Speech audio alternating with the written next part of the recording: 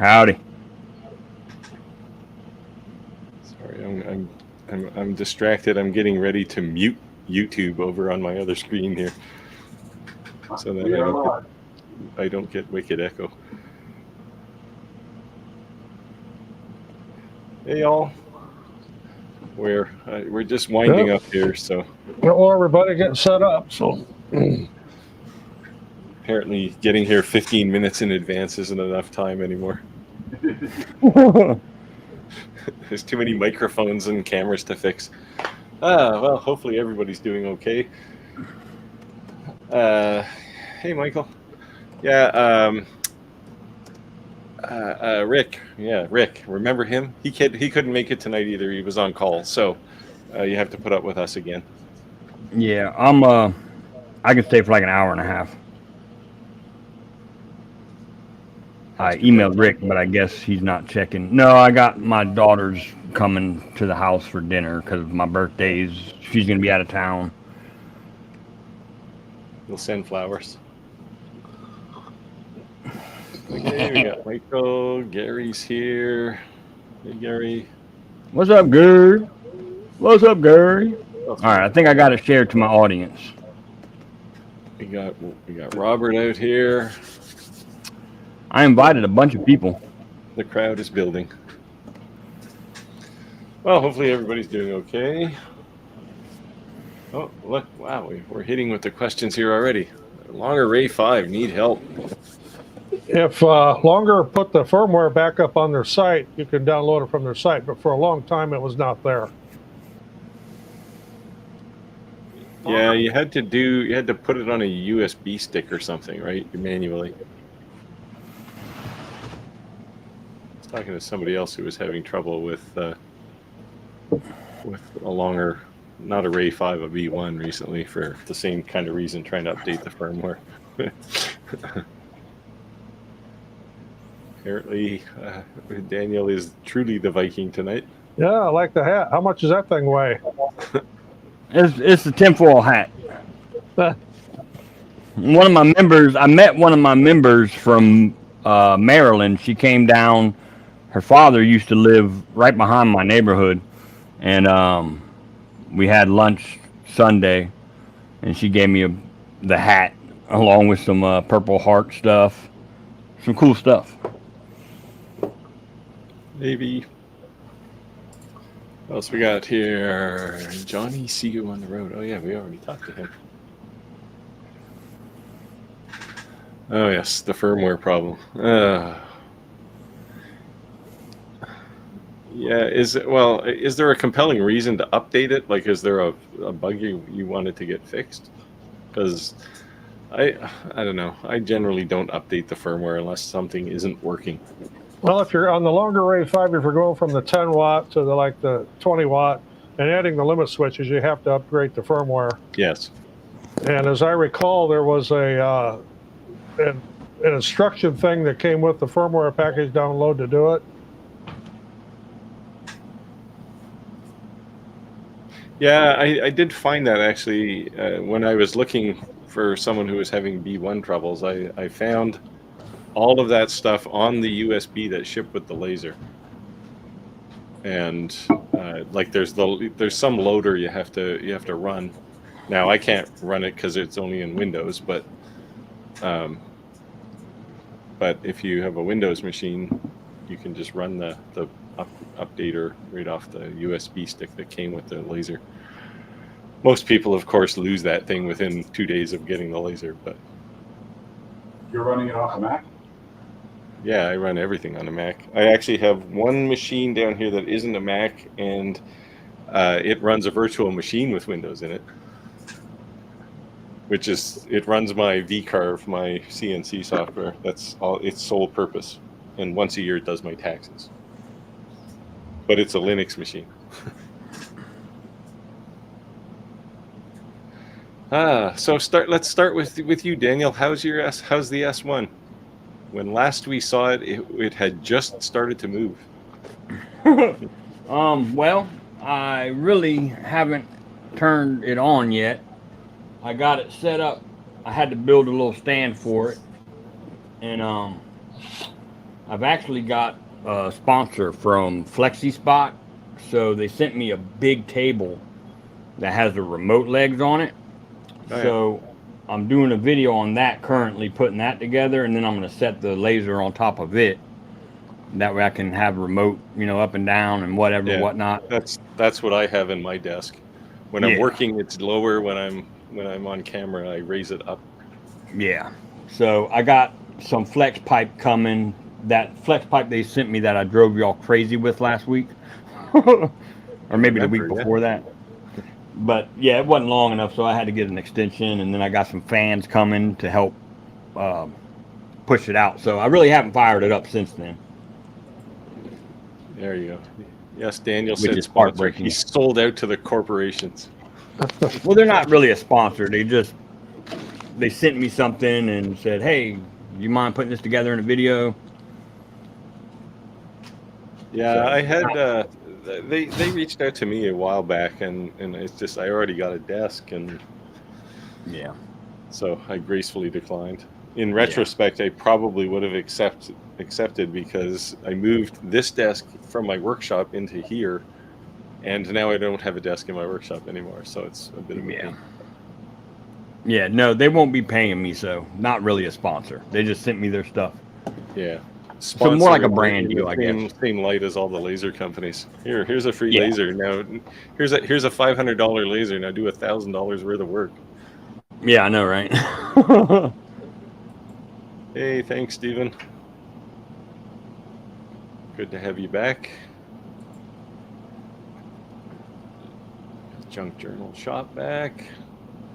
All right, feel free to shoot some questions. I'll start with a bit of news. I'll start with the small news first, which is the Genmitsu wireless control kit, which I'm going to install probably next week. And I got this. This is the big news. This is the We Create IR module, which I'll also be doing an installation video on, because I read the installation guide quickly, and it's not as simple as just turning 4 screws and pulling the laser module out and putting a new one in. This laser module actually looks, I'll pull it out here, but it looks a little fragile, we'll say, until it gets installed.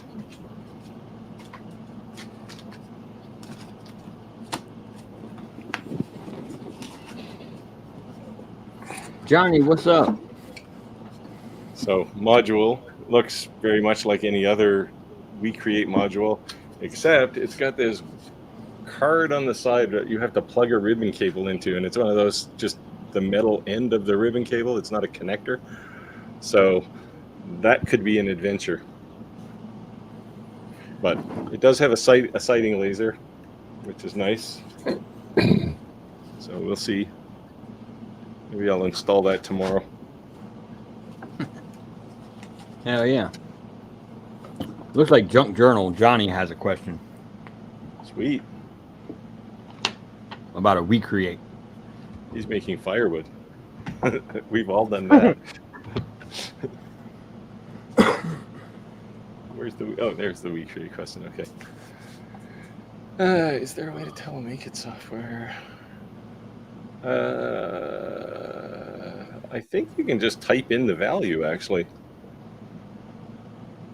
It's not really going to matter anyway, because certainly 3mm setting will cut 2.7mm, and you're probably not going to engrave through 2.7mm anyway. So you can probably just use the 3mm setting. Where would you input that information at? So over on the side, and I'm trying to make sure I don't have it confused with XCS. Over on the right-hand side where you select the material, I think there's an option in there for setting the thickness. And I know there definitely is for XCS, you can do that, but I thought there was also one for Make It. I actually don't remember. Yeah, exactly. Well, that's the thing, right? And it's like I just ran it yesterday. And it's just, you get on cruise control when you're running these things. And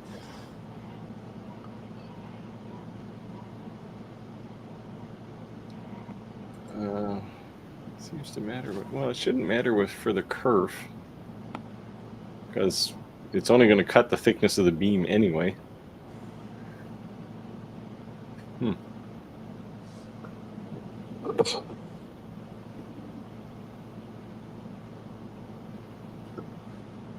Yeah, well, just pick the 3. Oh, okay, yeah. It's like a finger joint, right?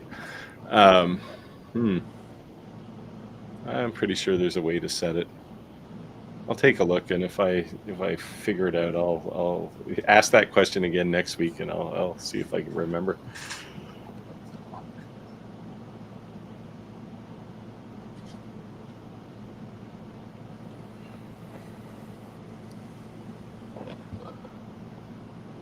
To get the proper one, and it's expensive.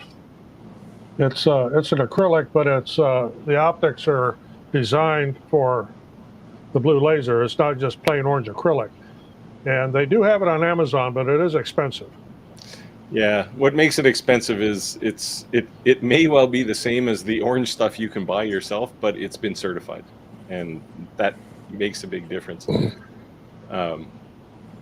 It's like I've used the orange stuff before and it works quite well, but who knows, right? Like I don't see any visible light or much visible light coming through the glass. So, but again, it hasn't had somebody put a spectrometer on the other side of a laser beam going through it to make sure that it's being filtered.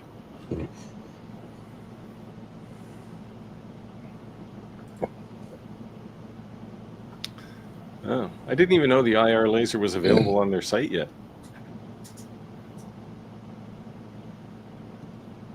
But cool. Now it's interesting.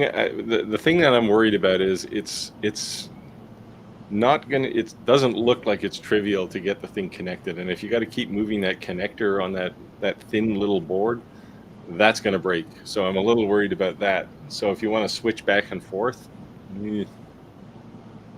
I'm not too convinced that that's not going to be a problem.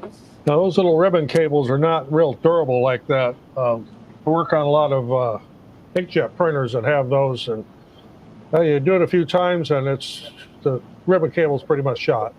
Yeah. Yeah, I got a Creality 3D printer sitting on the floor over there waiting for parts because the ribbon cable. I actually smacked it on the corner of a bench and ripped the display off the front of it, and it's just held on there with a flimsy little connector, one of those flat cable connectors, like the Mylar cables, and yeah, it was pretty fragile. So.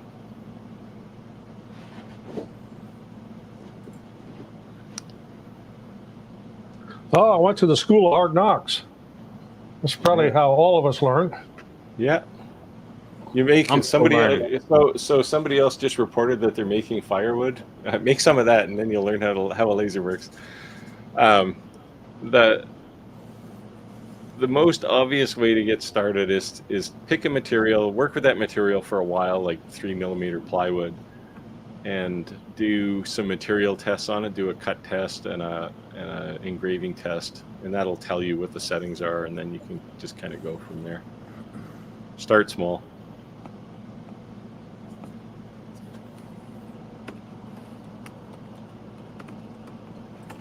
Yeah, the X-Tool IR head. I've got one of those kicking around somewhere for a D1 Pro. But I haven't.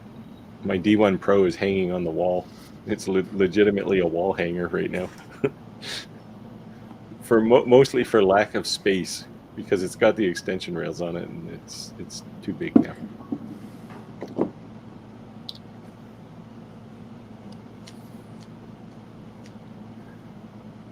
Yeah, everybody sells these portable, these little foldable enclosures. They work all right, and they're flame proof, and usually anyway. Yeah, Comgro's got a good one. Porter has a good one. Yeah. Yeah, who else did I see? The Icure one is pretty nice too, except it's got a wicked loud fan in it.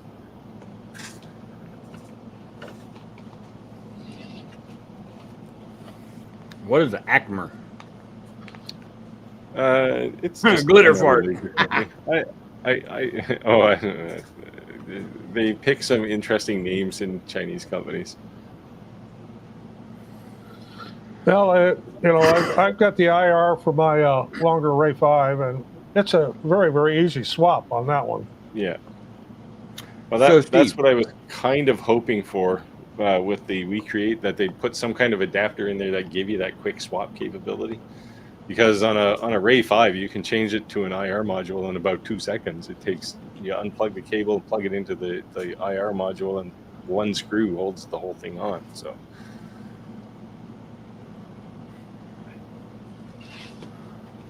yeah, I will no doubt say lots of things about how easy it is to swap back and forth from one laser module to another. We'll see. I have a feeling it's going to be hard, but I don't know until I actually take it out of the box and put it into a laser.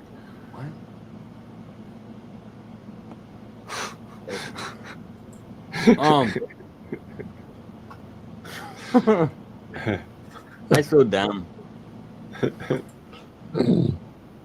So how do I set the power on my X tool program? You pick a material. So on the if you're running XCS2, you can manually enter it. Like over on the right hand side, there's a power.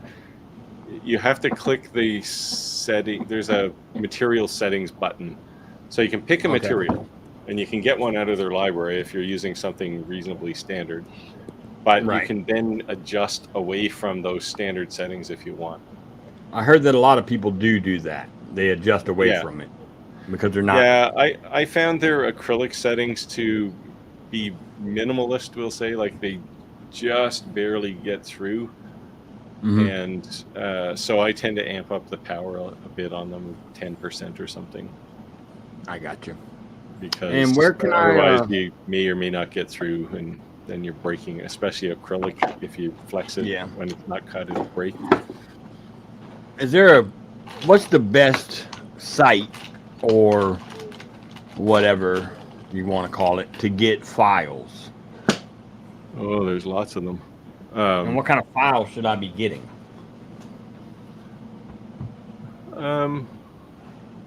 Like well, that's an interesting question.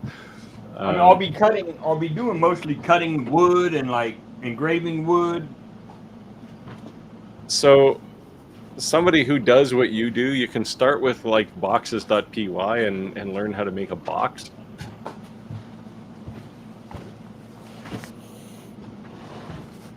And somewhere what's it called, boss? Boxes.py. It's basically a box designer. Huh. And so you type in a bunch of parameters like your material thickness, and it only makes finger joints. And you basically say, here's how many fingers I want and then you pick the height and length and all that stuff. You can pick whether it's the inside measurements or outside measurements. And then you click the go button and it magically generates all the parts for a box. It works really well, actually. The first time it'll take you a while, but usually I have one of those things kicking around here. Yeah, it makes, if you're going to design a box and try and laser cut it, it is the way to go, because it's the ultimate lazy way to design one. Yeah. And you can do boxes with like inserts, like slots in them, and the slots can be different sizes, and it's quite powerful. Yeah. So what about like, you know how they have like the layered, I guess, layered pieces, like, how do you explain it? There's like different layers that they cut out of the piece at one time, and then it stacks on itself. Yeah, you can. A good place to get those kind of files is on designbundles.net. Yes. I've seen other places too. I'm trying to think where.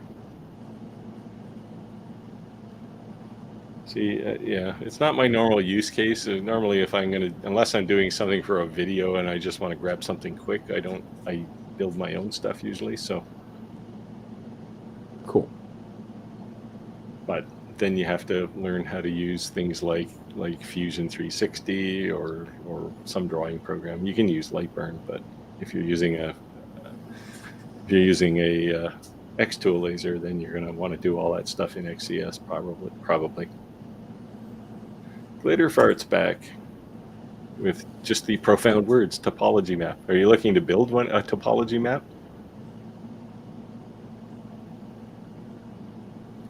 Because they're actually pretty, if you have a CNC, they're pretty easy. You can't do a topology map with a laser, unless you're doing the multi-layered thing.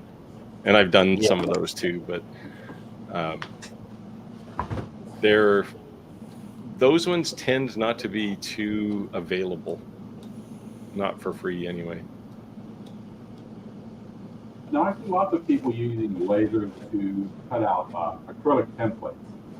Is there a specific reason why you would do an acrylic template versus, something like in quarter plywood? It's more durable.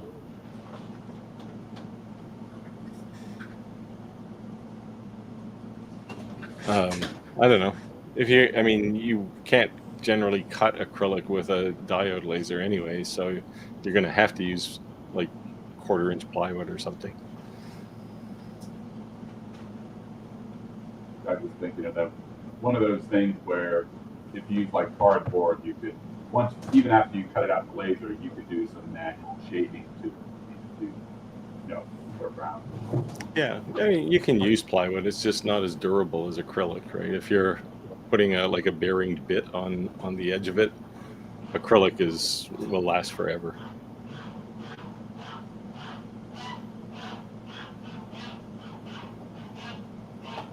Who's gone wild? Yeah, he's doing something there. Yeah, if you take the elevation lines, you can create a layer for each elevation. You can get, I think Google Maps or what's the other one? There's some mapping tools I think that will allow you to extract just an entire layer at an altitude.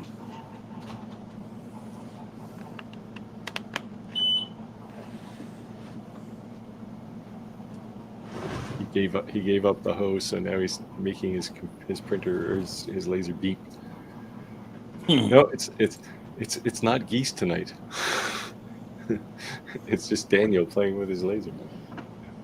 I've seen him try to do topology maps in Florida, and it's all just flat. Yeah, anytime I want to make a top map, I generally just CNC it. It looks so much nicer. But you got to use what you have, I guess. I've made laser topographical maps, and they work. I'm trying to think of which one of the mapping tools I used that lets you extract out individual layers. New firmware version found. Yep. Update. Well, of course. Oh God.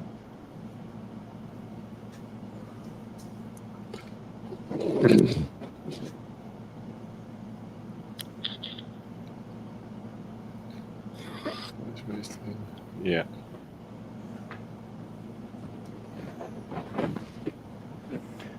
So what's that camera that Rick was talking about where it follows you around? Oh, I don't know. What's it called? Insta360, is that it? Oh, yeah, the AI-driven ones? Yeah. Is that just something that connects to your phone and then or you put your phone on and it turns? No, it's independent camera. Oh, I think it'll just record. You can probably Bluetooth it over to your phone. I don't know. There are some gimbals. There are some gimbals you can put your phone on if they're a good enough one, you can set it up. It'll follow you. Yeah, DJI makes some.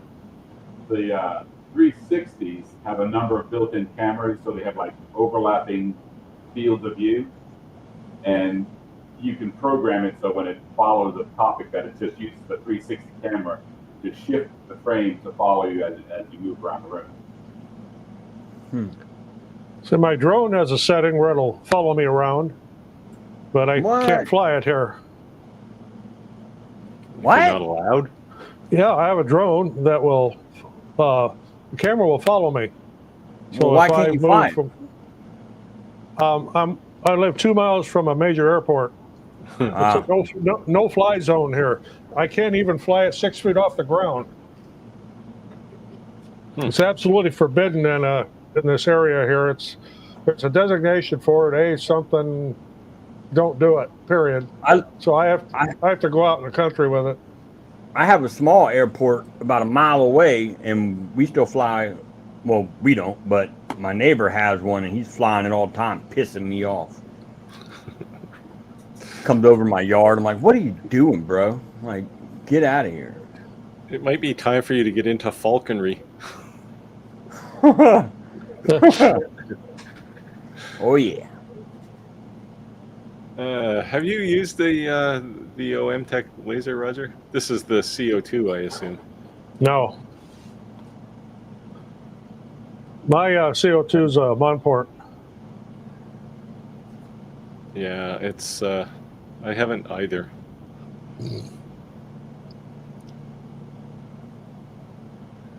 Is there an issue? So under material, it says distance, Yeah. and then it has that little target. Yeah. So you can hit that little target, and it'll go off and focus itself. Put some material on And then that. it says automatic distance measurement can't be performed from this area. Yeah. What's that? I've run into that.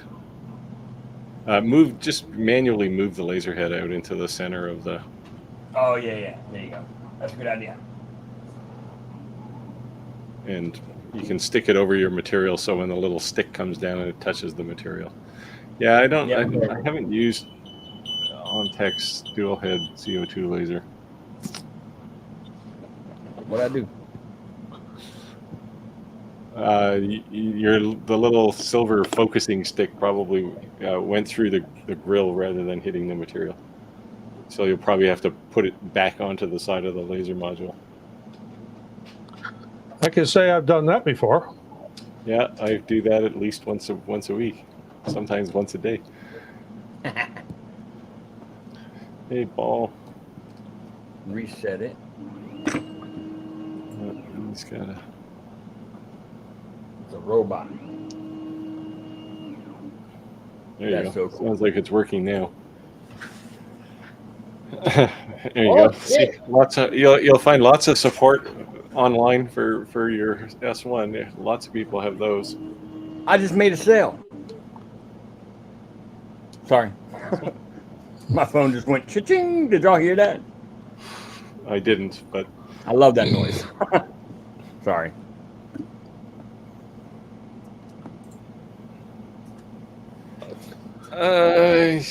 You can engrave black acrylic. You can't. The important thing is you can't cut anything with an IR laser, not a 2-watt one anyway.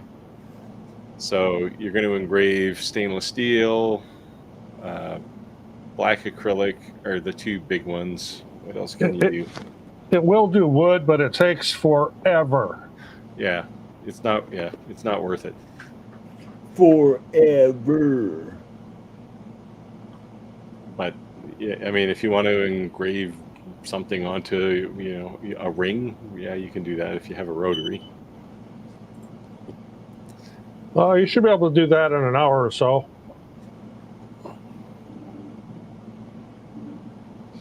To install. Yeah, That's so cool. The extension rails on the D1 Pro were pretty. It was a pretty elaborate thing. It took a couple hours to get that put together. But the longer Rave 5 is really, it's like, 2 screws in each end of a rail. It's pretty quick. I better plug in my air assist. Now, when I did the extensions on my Ray 5, I went to the full 850 millimeter square, and that took me about 3-4 hours to do because you're basically rebuilding the laser. Yeah, that was the D1 problem. You basically tear it down into nuts and bolts, and then rebuild it. Fuck.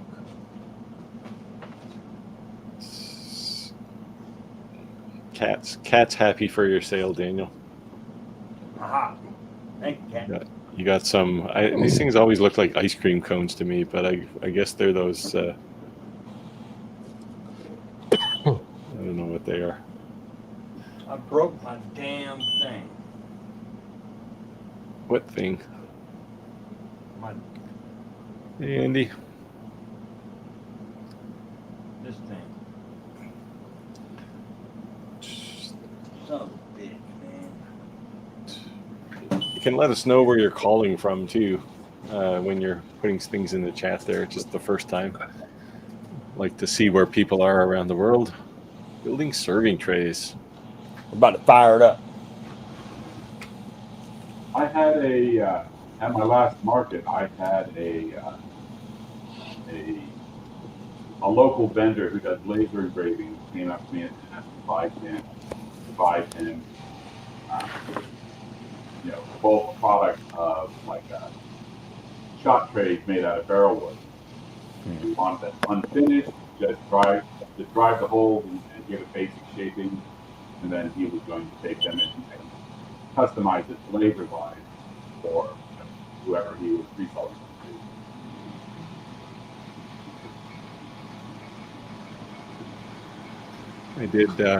I mentioned I did these plates or dishes, I guess. I actually did the engraving on this one the other day and put a logo on the back. The worked out quite nicely, actually. I have to show a bunch of woodworkers in a woodworker guild what they can use a laser for. So.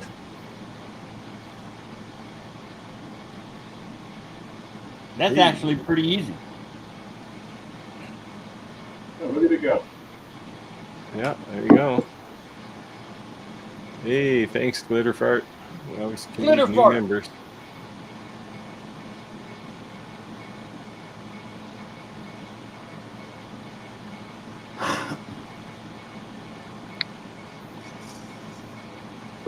Wow. He's awesome. He's my hero. Thanks. Me? No, you're not my hero. You didn't gift me with 5 memberships.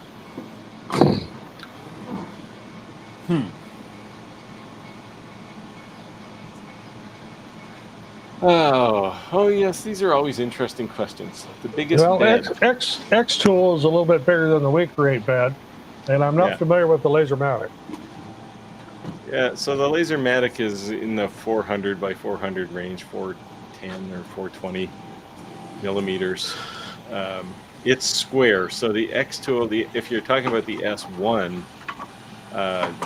it's I don't know, it's like 12 by slightly less than 24. I think it's 17 or 18 inches in the long direction. The We Create is about the same.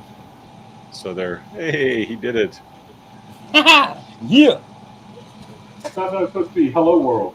We'll get a. He's not a techie guy. He's not a developer. Oh, and then we lost him. He's so excited he disappeared. Oh, there he is. There you came back. Y'all lost me? You just blacked out for a second. Oh man. So if you're talking, so I guess the question is, which one can you make bigger? And the answer is none of these. Who am I getting an echo back from? Move my microphone further away. So yeah, it's a question of, do you need expandability, I guess? Because things like the X tool, you can get the riser and you can put a roller in it and go longer. We Create has actually got that now. Lasermatic, I think, is a solid bottom, so I don't think you can even take the bottom out of it. I'm not sure. Somebody who has a Lasermatic can answer that. I highly recommend the X tool. They're pretty drama-free. That was so easy.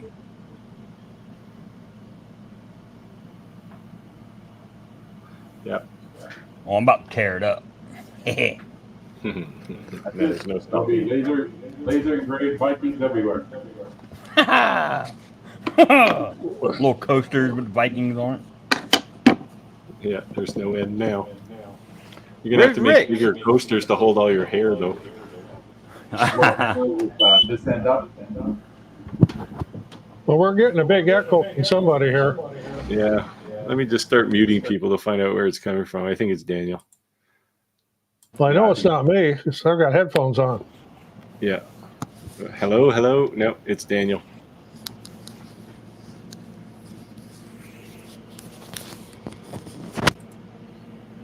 Yeah, well.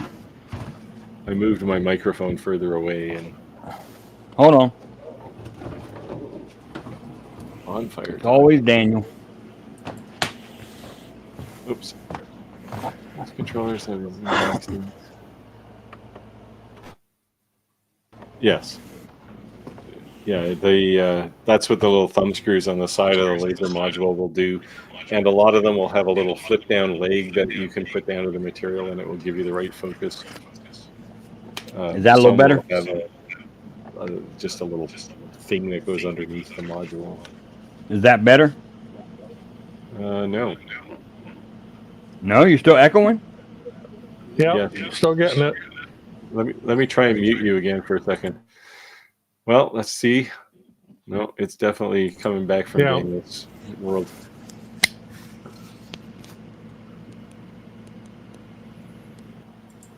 There you go. How's that? That seems better. Yeah. Yep, that took the echo away. Okay. Cool. You're going to have to start attending this when you're not in your own personal concert hall there. It's like a big room. It echoes. Sorry about that. Audio is the hardest thing to fix, man.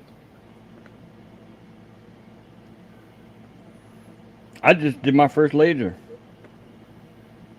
on the extra. You had the Elegoo, right? Yeah, but that doesn't count. Sure, the folks at Elegoo will be happy to hear that. Oh, yeah, the hell with them. I did my job. I like the X2LS1. I mean, it's the one diode laser that's always in my shop. Yeah, it's a good laser. Like, and I don't know much about them, but I like it. That's literally the second time I hit the power button. Yeah, now you know if you had two of those with XCS2, you could run them both at the same time, so you could do two different jobs. What? I want the P1, man, but they didn't think I was famous enough. Or the P2, rather. Yeah, I like the P2 as well. I mean, even as just a CO2 laser, I really like. I have my big laser, which is 24 by 36 inches, and I use it for a lot of big stuff. But I really tossed around the idea of keeping the P2 and replacing it. But I do too many big things that the P2 couldn't handle. So Wow. it's too bad. But I really liked it. Actually, it's a really nice laser.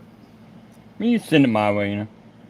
The shipping, the thing weighs 100 pounds, right? Like, it's heavy. Wow. I had to call a buddy over to help me lift it off the floor onto my workbench, and then take it back down again. Damn it.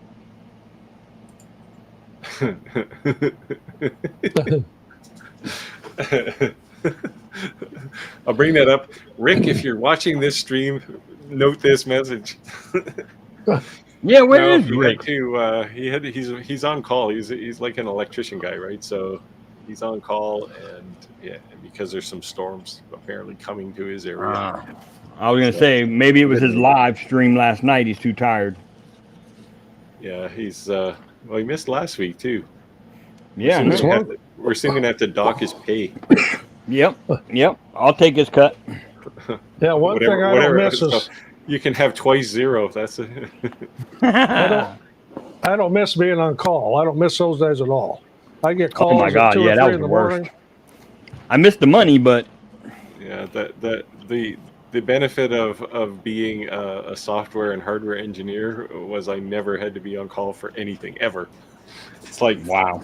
it's 5 o'clock on a Friday. See you Monday. Like, So I worked for a water restoration company or a disaster company, like Disaster Plus, but for years. I made good money with the on-call stuff and the time and a half, but once you got over like a certain amount of hours, they'd pay you double. But golly, I was never home. But the money was good. Speaking of, I will be unavailable next week as well. oh no. I'll be in That's unacceptable. Tallahassee, which is very unacceptable. Yeah, I've been through Tallahassee. Be careful, bro. I hope you're packing. Getting in and getting out as quickly as possible. But Bring the heater.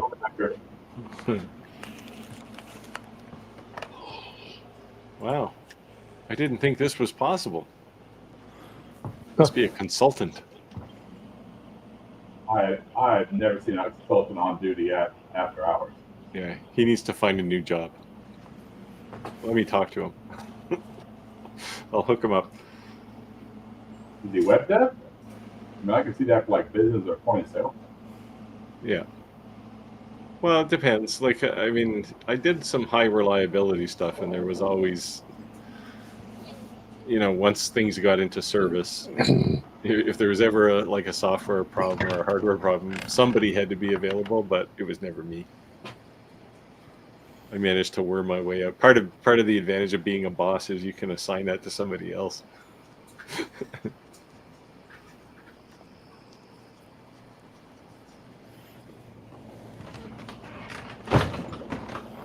Well, my daughter just pulled up. So you're out of here? Yeah, I gotta go eat dinner with her. I was I don't know getting where I'm ready. going. I was getting ready to watch you make a cabinet with your S1 tonight. I know, man. I was ready too. She's probably just taking me for ice cream, so that's right up the road. If it's like a 20-minute trip, I'll jump back on. Sure. Cool, man. But Thanks, guys. it is ice cream, so you can't say no to that. Hell no. She's gonna be gone on my birthday, so I'm taking you out. So can't say no. All right. Enjoy your ice cream. Yeah, lots of people. I couldn't be anybody in the medical profession. Man, those people are heroes, but they're on call crazy amounts of time. My wife's a RN. She's on, she does evenings 4 to 5 nights a week. That would kill me.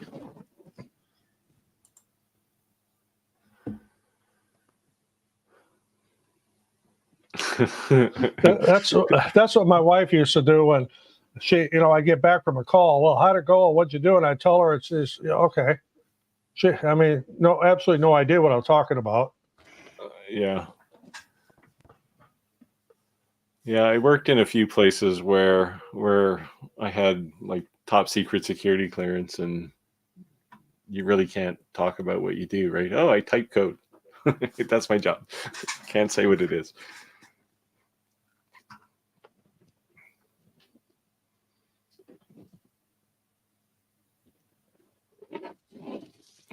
Yeah. This applies to, so my wife does a lot of she used to do a lot of legal stuff. Now she does a lot running a bunch of working groups, and she tries to tell me stories about things, and it's like, yeah, I don't get what you do. Like, it's just you herd cats, basically, is what I hear every time she tells me something, and it's like, yeah, I can't deal with that.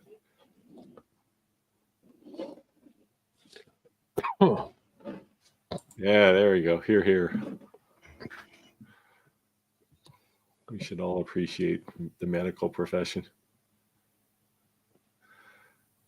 All right, we got to have some questions. Who's got a question they're dying to ask? We lost Daniel, of course, so we can't talk about woodwork.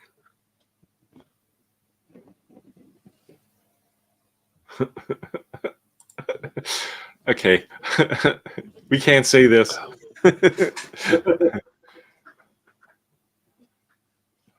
It is. She works in the tech field, so most of the people she works with are male software engineers to some degree, and they're much like me. So she has the same frustrations with them that she has with me. Yeah. Conrad can answer woodworking questions tonight. Is there a laser machine that would?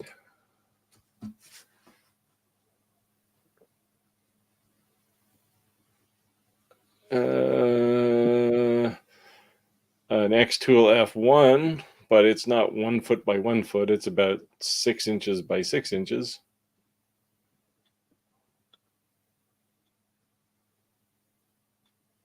And you can run it with a fume extractor, and it works really well, actually.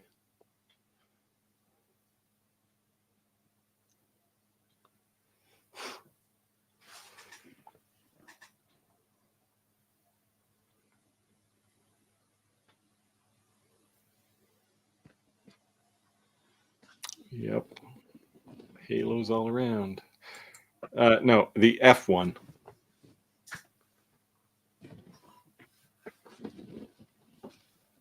It's looks like a little toaster or something, a little microwave.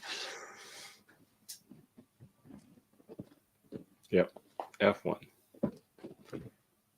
Yeah, there's also the laser pecker. And it's they have a laser that's basically a head-to-head competitor with the F1 now. My Facebook feed is filled with those. What's that? My Facebook feed is filled with laser pecker and S1. Yeah. Well, that's because you're hanging with us now. I said the Facebook word. knows all and sees all.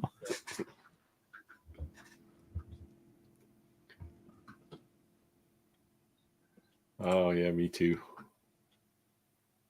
Especially for ice cream.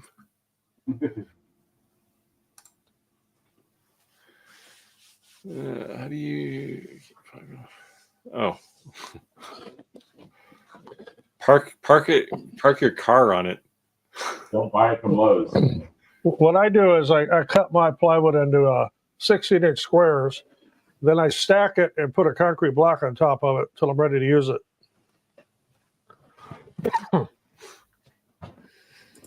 Yeah, it's $2,000 Canadian. That's about $50 in the US though. So.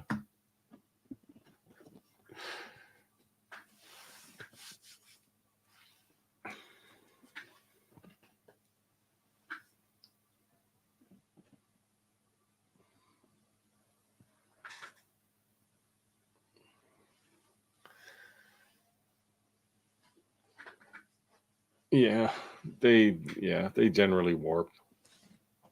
But if you keep them stored under weight, they'll stay flat enough long enough for you to laser engrave them. They might bend after, but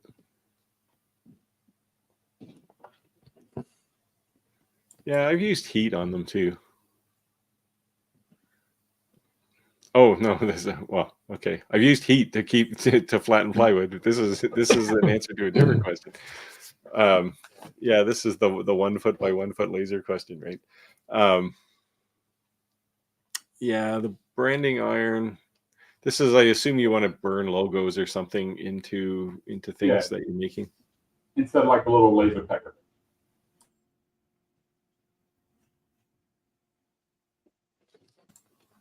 Yeah, any diode laser will work. I used a diode laser on the back of this. This was a Creality Falcon 2.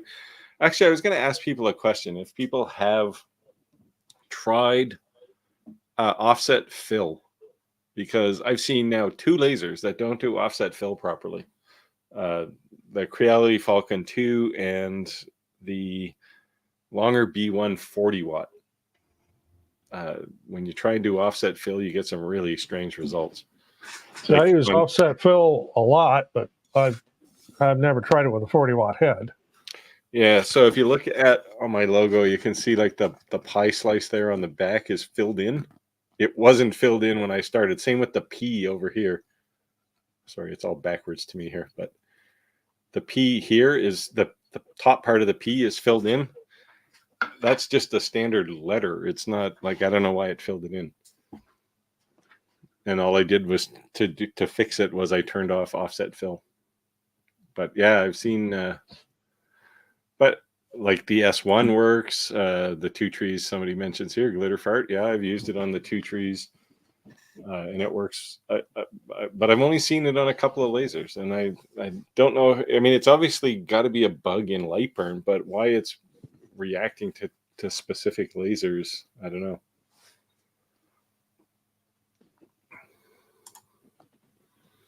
Yeah, I've used X tools. They work great. So yeah, I don't know. It's a mystery. And I mean, like half the letters missing sometimes, or it all gets filled in. Somebody actually sent me, they did a cutout of a dragon, and they used offset fill, and it created this really bizarre pattern around. So the dragon was there. It was like a raised engrave. So all the material around the dragon was engraved out of the way, and he used offset fill, and it looked amazing actually the way it worked out, but it just was not what offset fill was expected to do. So yeah, it's a bizarre problem. Yeah, this could be it too, right? It could be an issue with the software, with the firmware in the controller. Except the firmware in the controller doesn't have any comprehension that it's doing an offset fill. It's just going to places based on lines.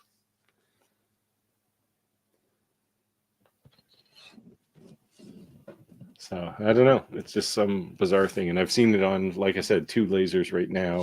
And it's almost prompted me to go and have a look at a few other lasers and try it, because I don't normally use offset fill. I don't like the output of it generally. It's faster though.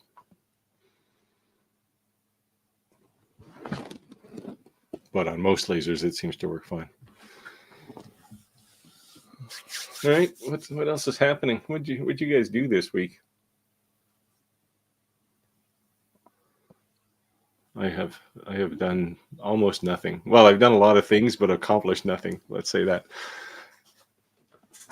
I've done a lot of things, but I had nothing to do with the shop. We were talking a little bit before we went on. We have greenhouses and a nursery business here, and this is spring, and that's a busy time. Yeah, but you'll be bored in the winter, right? By fall. Then you'll be producing a new video every day.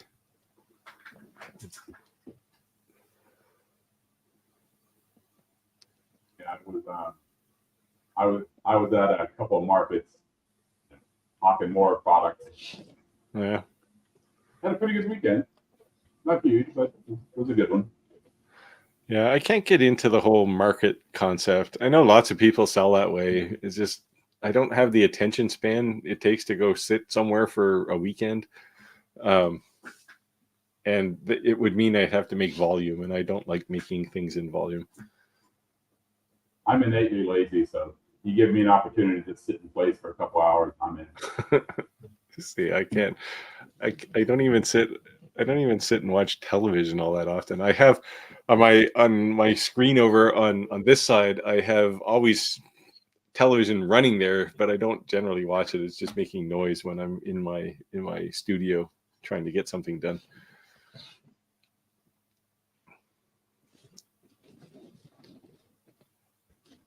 Trying to, yeah. Oh man, I feel sorry for anyone who has to work evenings or nights. My circadian rhythm is already messed up enough. I don't need to stay up all night.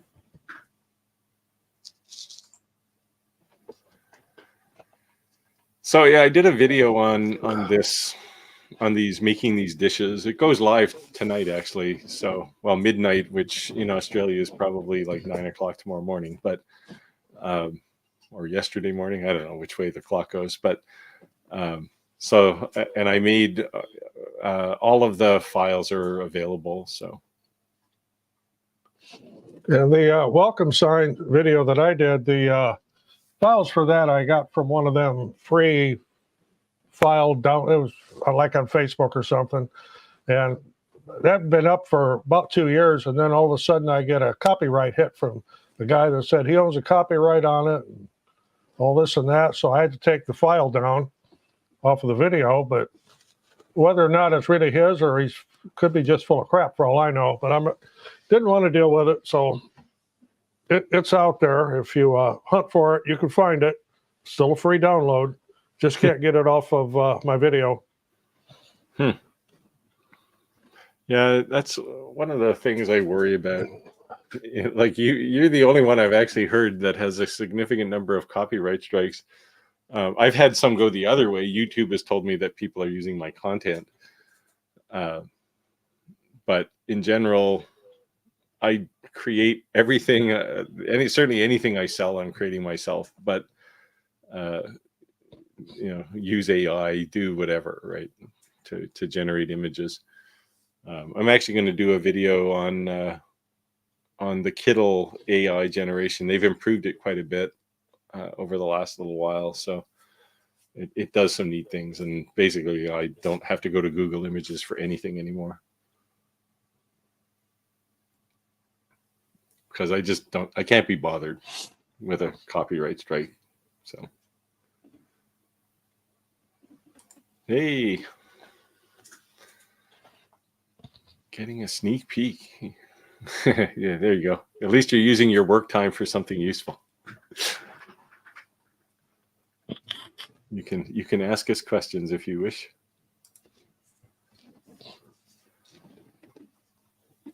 There you go. You're getting some credit for the welcome sign.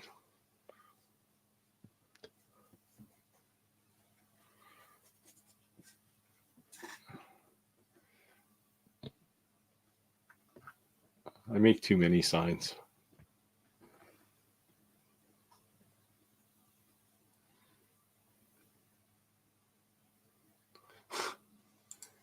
Yeah, that's the sentiment I'd have too. If you're going to put it somewhere for upload and free download, you really don't have a leg to stand on from a copyright perspective. Like, you're not distributing the file, you're just telling people where to get it, right? So yeah, so like I say, it's there. You just have to go find the link yourself now. Yeah, that'd be one of those times when you could say, hey, I'm just helping you out here, right? So, like, there wouldn't be a legal leg to stand on with that, because you just pointed at their site. You're just promoting them, basically. I mean, it would be potentially different if you downloaded it and re-uploaded it to your own location. Then you're distributing. But I don't know. You should have told them to take a hike. I pretty much did, but I just don't want the hassle. Yeah, well, there wouldn't be much hassle there. But I was did actually- the download come with a license agreement, like a terms of use? No, it was just one of them free laser file Well, sites. You can download all kinds of stuff from it. And yeah. that's where I there's found no it. legal leg to stand on unless there's a license there, right?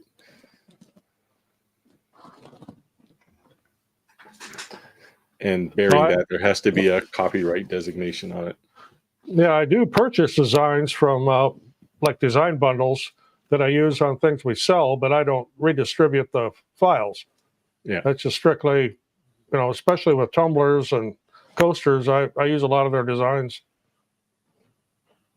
I would actually be surprised if that's actually a real person. I expect everything like that to just be bot trolls that are just scanning posts and making fake posts. Does the ATF put a disclaimer on all the images they're tracking? How do you know? I think it's what they're making the ATF is concerned with.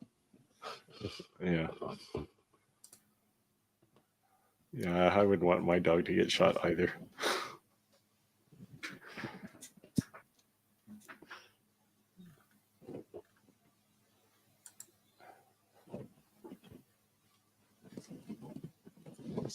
Lightburn. Yeah, go direct to Lightburn. Yeah, don't go through a third party. The advantage of going direct is generally the price is probably cheaper anyway, but you'll get notifications when your license is up for renewal, because Lightburn has an annual license. The renewal is not the same price as the first time. It's like $20 or something, $25 a year. But you won't find out if you're not on Lightburn's mailing list. There you go. NSA tracks everything. I did some work with somebody at NSA for a while. At least they said they were from NSA, but you never really know. Yeah, design bundles are definitely helpful. I get a lot of graphics there. Yeah, like I said, I've taken to just generating a lot of them, but sometimes it's hit or miss, right? AI engines aren't always going to give you what you want, and you have to wait for it to generate and then go, well, that's not what I want, and you have to do it again. So bundles are nice because you can generally look at some kind of an index and say, oh, there's the thing I want, and just go directly to it. And they're usually pretty cheap. And I've downloaded, different designs and then taken pieces out of those and combined them into something completely different. Mm-hmm. Derivative work. That you can get a copyright strike on too. Well, I don't distribute it though. Yes. Yeah, there you go. The users have spoken. Get it from Lightburn.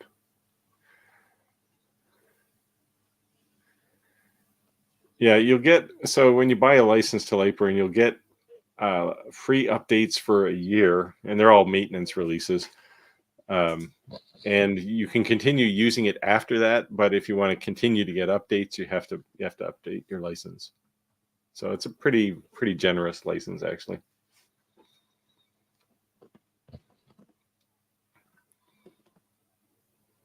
Yeah, it's such a quiet crowd tonight.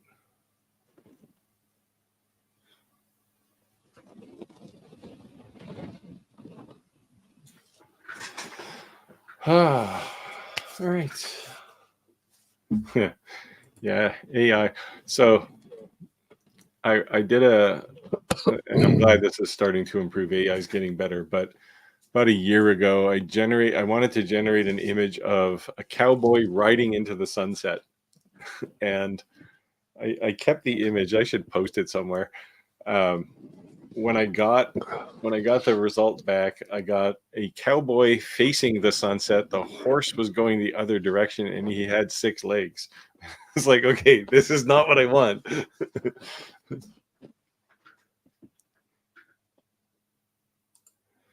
Oh, well. There's lots of people actually who listen in here who don't have lasers. But it's a good place to find out if you what laser you should buy, because we all have opinions.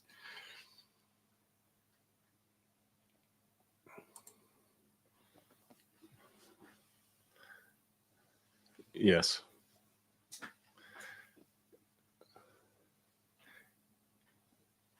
Yeah, so a lot of them will say, yes, it's equivalent to the certified optically dense acrylic, and it might be, but you don't get that little sticker attached to it. And some people will definitely worry about that.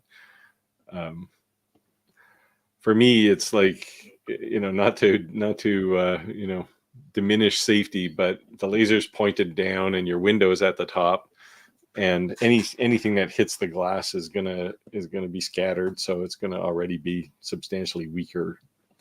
So, if you think so, what was the enclosure you put together, Roger? You said had like 100 screws. That was the Great Carve. Yeah. So and do you it's think orange, and it's not, I don't think that's certified. Yeah, I was going to say, do you think that's certified? I don't think so. No, I doubt it. There's no stamps on it anywhere. No.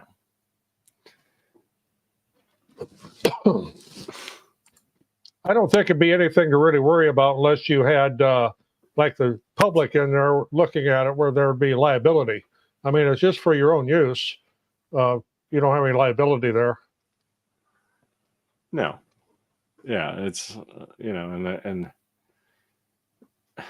I don't, like I said, I don't worry. I would worry if the entire enclosure is that material like the Great Carve one. But if you're just putting a window in the top, if you're really worried, put 2 layers in there. You're still going to be able to see through it.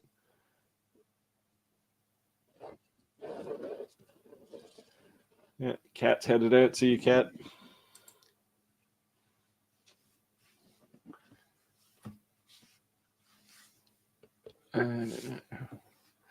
Well, if you want more going on, ask questions. There you go. Yeah, you got to get. Unfortunately, the worst thing about moving out of my workshop is I don't have immediate access to a bunch of stuff that I'm working on, and it drives me crazy because I'm looking where it's like, I know I have that. Where is it? When somebody asks a question.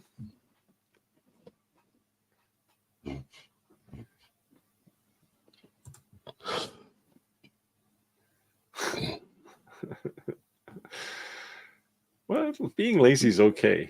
I have a lot of experience being lazy, and I've never been disappointed.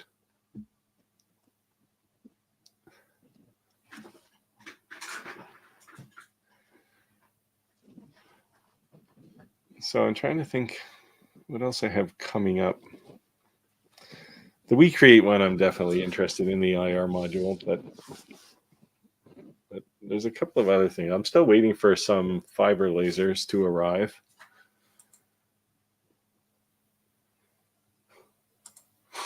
Yeah. Yeah, there you go. Yes. The Chinese have a term called lying flat, which is, if you keep it low, no one sees you. That's my mantra.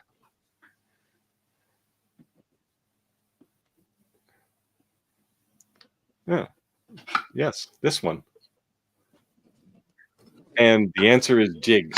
Always use jigs.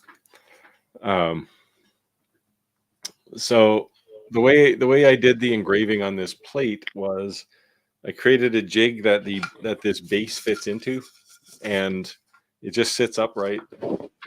And then I just do a frame around the edge of the bowl and get it centered properly and lock everything down. And then I can just place as many of these plates in as I need to and just hit the start button on the laser job. So yeah, always use jigs. Otherwise, you'll run into problems. Now, this particular thing it's 2-sided, so you have to flip it over. The way to do that is to use pins. So you take your material and drill some holes in the corners, put some pins in, and when you're done one side, you flip it over and put it back on the pins, and then you can do the other side, and it's going to be perfectly aligned. Like I said, I have the video for this is dropping tonight, and there's a bit of discussion on how those jigs work. Hey, Corby's back. All right. I'm not sure about his sexy fellas comment, but he must be talking about Roger and his fancy shirt. Yeah, I got the colors going on here tonight. I want to make color brass stainless steel coins. So I don't think you can color brass, not with a laser anyway. You can definitely color stainless steel with a MOPA laser. It's quite easy, but I've never seen brass done. You can do slate though. If you want to make some slate coins, you can color slate. Yeah, you can practice on stainless steel.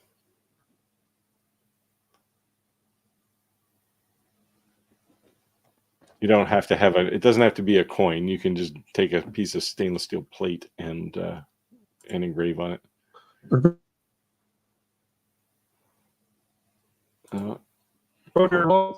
Corby has confirmed he's talking about all of us. I think Corby needs glasses, is what I think. Yes, I don't know where you'd find slate coins, but it's the original currency of the ancient Romans or something.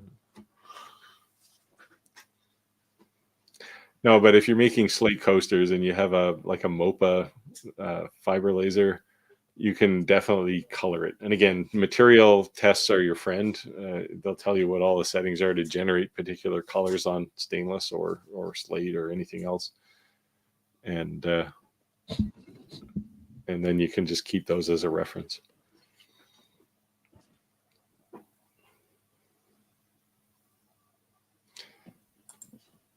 And a 60-watt MOPA laser is actually what I'm waiting for. I've been waiting for weeks. So I'm envious that you have one. No. So the colors won't fade because it's actually a trick of the light, really, because it's changing the refraction angle, I guess, and it's giving you a different part of the spectrum. So like when you do stainless steel, you'll see it when you hold it at a particular angle, you'll see all these colors. And when you change the angle, sometimes you'll see different colors or less brilliant colors. Less so with a MOPA, but definitely if you do coloring with a diode laser, you can get it into the light where you don't see any color at all. And this is my gripe with laser companies selling diode lasers like that you can do color, because I think it's a bit misleading.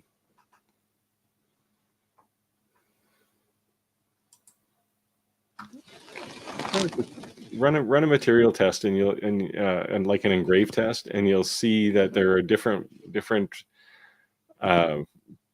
power and frequencies. If you're on a fiber laser, different frequencies will generate different colors. And you can do all of those with Lightburn. You can say, do me a power versus frequency and frequency versus speed. So you can do all of those, and you'll see what you can generate. It's quite cool. There you go. That's kind of what I was thinking, actually. It takes me back.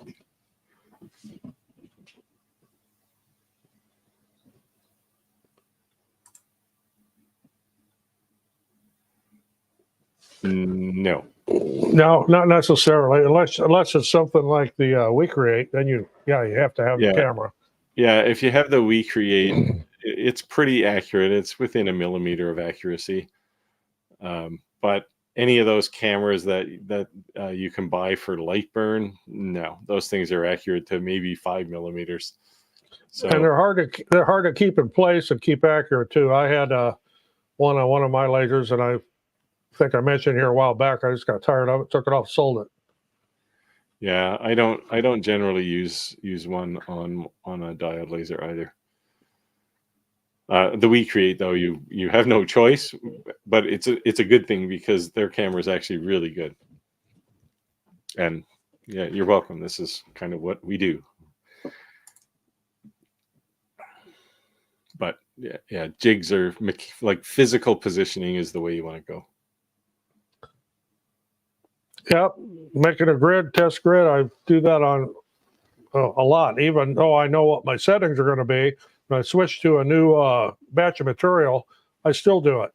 Yeah, I used to have basically just a chain, and every time I cut a new material, I'd save the cut and I'd stick it on that chain. So I had like this little flip book of materials for any particular laser that I was using. Need a Rolodex.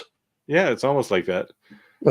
See, Corby, it wasn't that your YouTube crashed. They shut you down for making incorrect statements.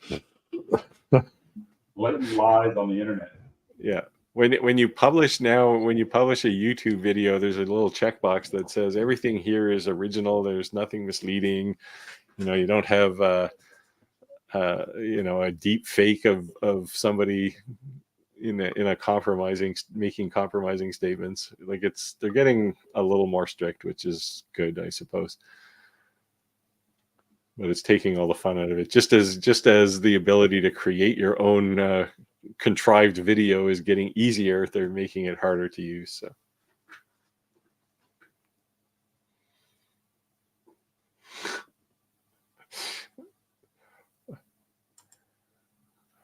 Do people really take me seriously? Like, this is terrible. I think the first thing is you don't take Corby serious. I almost never say anything that's serious, just so people know.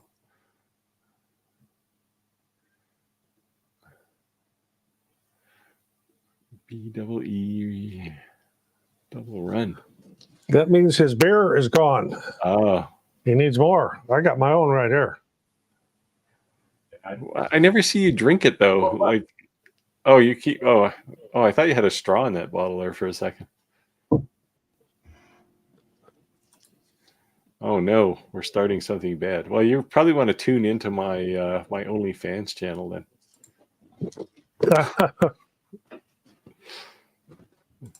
That too is a joke. It's a long-running joke on this live stream. Yeah. Laser black spray. Well, you would use that typically for metal or glass if you're engraving glass. To keep in the lines. No, I use a black lacquer on certain signs. When I do the engraving, I engrave it with tape on it. And after I engrave, I spray black lacquer on it and peel the tape off. I don't know if that's what he's referring to here or not. Yeah, I think so. What I normally do, if it's wood, like if I make like boxes that I sometimes engrave on top, and I will generally put a couple coats of polyacrylic on them first, and then do the engraving, and then you can just paint it, just blob paint into the engraving, and then just take a white, a wet, well not wet, a damp paper towel on a block, and just swipe it across the surface, because the black paint, while it's wet, won't stick to the polyacrylic. So you can do it that way too, and then you have to be. Really, you don't have to be careful at all. You can just slop it on. I've seen sometimes if you put tape on, sometimes you'll get bleeding under the tape with the paint. And well, I shellac first when I'm doing that. Yeah, same thing. Keep it from bleeding. I'm just directed to probably the blackest wood stain I've ever came across. It's amazing how dark that stuff is. See, I everything I say is sarcastic, so I don't understand the notion that there might be things that are or aren't sarcastic. Yes, I think YouTube is getting a little more rigorous about things. The well has gone dry. Yeah, my last beer. Well, you see, this is a challenge, right? This is a case of using the right laser. Like, I mean, I haven't tried this with a WeCreate Vision, but it's certainly got the camera that could do it. But when I engraved on the side of a piece of rice, I used the X-Tool P2, which I'm both impressed and shocked at the same time that it could do it, because it's a CO2, which has a beam that's, relative to a diode laser beam, is the size of a pencil. Like, it's big, yet it still managed to do it. But that has two cameras in it. It has the overhead camera that shows you the whole workspace, and then the close-up camera. And I used the close-up camera and basically zoomed in on the piece of rice and engraved it. When Clack did this, he used the F1, which has you can zoom around with a red sight, and you can run around the outline of the thing you're trying to engrave, so you get kind of the same effect.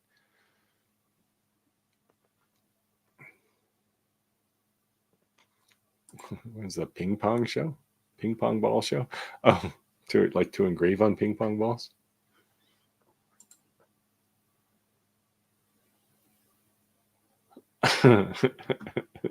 Yes, definitely. I'm definitely not live on OnlyFans.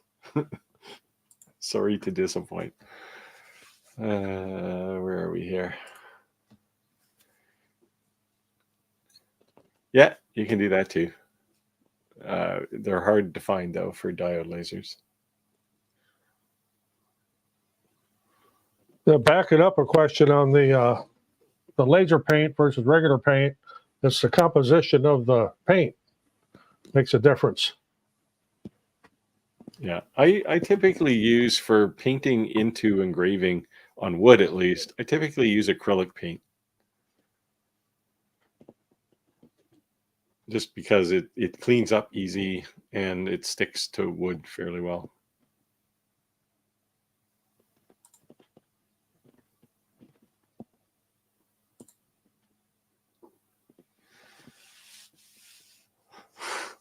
Yeah, that's true. I've done both actually many times in the working world. I just hate being unclear. Yeah, it isn't really an effective reply to somebody unless they have to walk away and come back in 5 minutes and go, "Did you just tell me to F off?" What? Yeah, of course I did.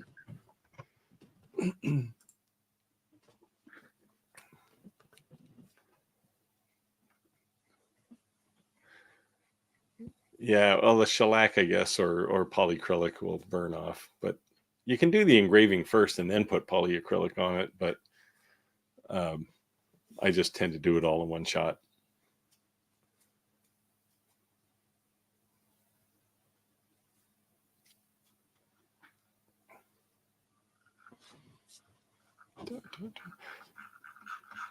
Well, while we're waiting for questions, how big are your greenhouses, Roger?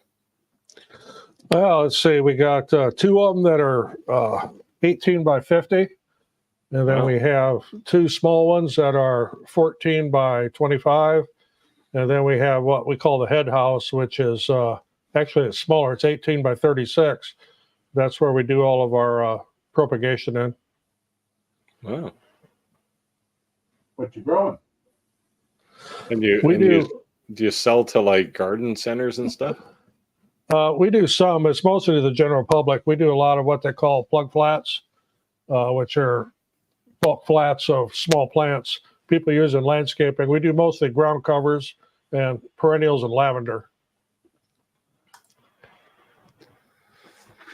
I guess it does if you get the right acrylic. Yeah. You need to make sure you get acrylic that can handle outside. Although you can put, once you get the acrylic paint down, you can paint over it with shellac or something. So Roger's trying to turn us all off now. He's like, now I'm trying to move my camera over, one of my remote cameras.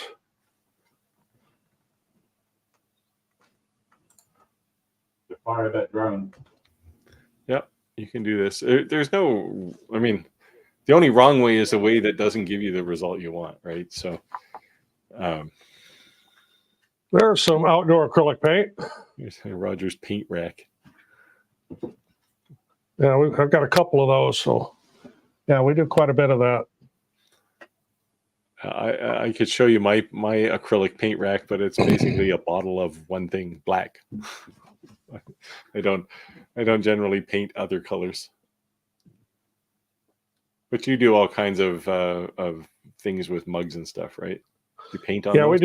we do a lot of signs, and I do a lot of color fill signs. Yeah. And then if I'm doing wife has color fill, I use resin.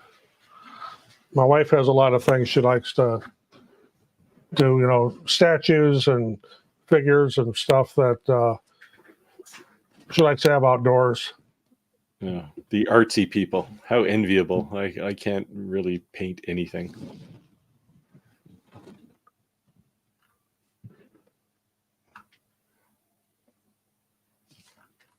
So yeah, you gotta.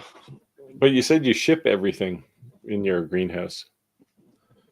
Yeah, everything gets shipped. We don't have a store here. We don't do anything direct.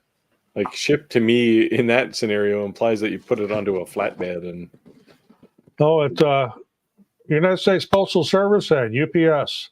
How do you Daily ship pickup from them, plants from through both the of them. through the postal service? We have special boxes for it. We have made by a company that's local here. It's called Liberty Packaging. But how do you keep the postal service from punting the thing into the truck and it's upside down or something? Everything is netted. We actually, you ever go to the grocery store and buy a bag of onions in a net? Yeah. Everything we ship is netted. You can turn it upside down, it won't fall out.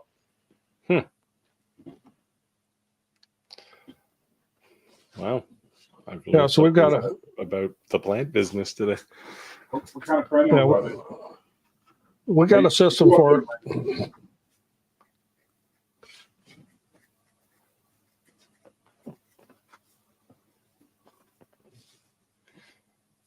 Was there someone asked the question about the? I assume this is a question about your. Oh, this is about the outdoor paint. Okay. Yeah, you can buy it. You can buy outdoor acrylic.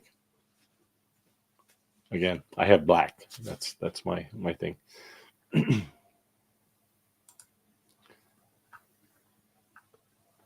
Wow. Oh, you can also ship honeybees in the post office. This just sounds so wrong to me.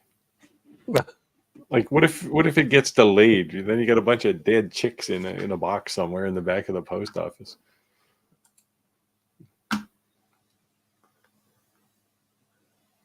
No, don't have problems. See, that would be my question too. It's like, how do you ship a plant and not have it dead when it gets to the other end? No, works just fine. If it's going from we're in Illinois, if it's going to California or Oregon or someplace like that, we usually use next day air or second day air, Wow. and it's fine. So long this does that isn't a last? question about the chickens. This is a question about the paint. Okay, I've not had any problems. We've got some on up at the campground with some signs I made that probably been up for 4 or 5 years that face the south, and sun's on it all the time, and they're fine. Yeah.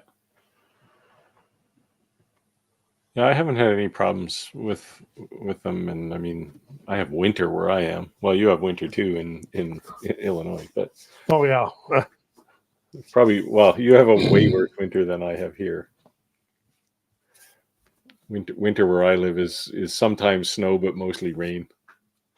we get snow, and this past January went down to 30 below one night, but I was in Mexico when that happened, so it didn't affect me. Yeah, as long as you don't come back to a house full of water because it froze the pipes. Now, it did come back to 28 inches of snow on the driveway, though. That kind of sucked. Yeah, if it snows 20 inches here, I just have to wait till tomorrow. It's going to rain. I live on the Iowa-Illinois border. On I'd say kind of not quite completely northern Illinois, but not southern Illinois either. It's where the hump is in Illinois and meets Iowa. Yeah, maybe I should just put live bees on every package I ship from now on. Well, they actually ship in a screen. I have had bees shipped to me before. I'm a beekeeper, and they come in a wooden box that's covered with screen, so everything's wide open. And it's always funny to watch the postal workers handle it just by the corners. They don't want to actually touch the box. Yeah, my father used to have a bunch of beehives too. Then as he got older, it just got to be too much. And I do remember him having a box full of queen bees shipped in the mail. Yep.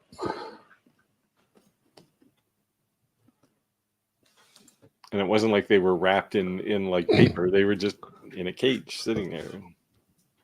It was pretty obvious. Brand name? I can't remember I think it's called Anita's. It's made by Rust-Oleum. Yeah. And it's very durable. Yeah, you're probably good for 10 years with it outside, at least. And if you've got a Hobby Lobby by you, that's where I get mine away from to run their sales. And sometimes you can get it for $1 a bottle. There you go. Queen bees don't sting people.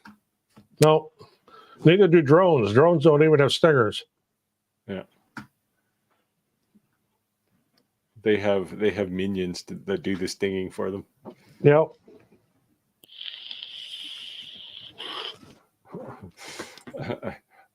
I'm not sure this is a compliment or an insult. No.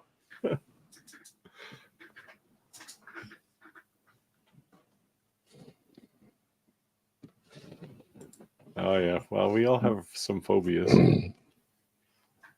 I used to work in the bee yard for a summer job for a few years, and getting stung just became a whatever. I'm used to it. It's worth the honey. Now, honeybee stings don't bother me. Yellow jackets, that's another story. Yeah, Those things those are assholes there. They can sting multiple times too. Yeah. It's just Honeybee can only sting you once. Yellow jackets, they'll just keep right on going. Yeah. But yeah, I did forget that we actually had some shipped in the mail.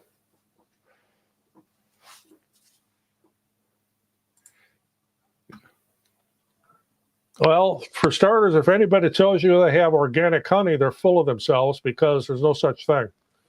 Because you can't tell the bee where he can go and where he can't, or she rather. You can't tell her where to go and where to not go to bring that nectar back. So you don't know where they're going.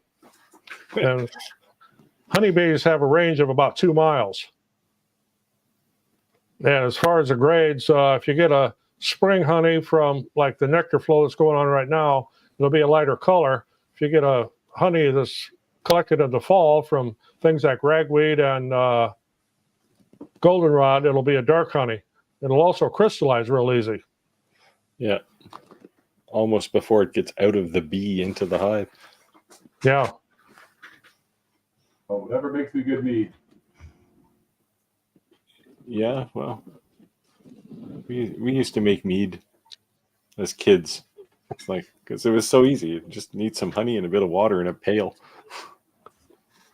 I probably Sit there for a while. Yeah, the natural yeast in there will ferment it. Yeah. I've got 8 or 10 different honey cultivars in my mead room. Yeah, it can pack quite a wallop.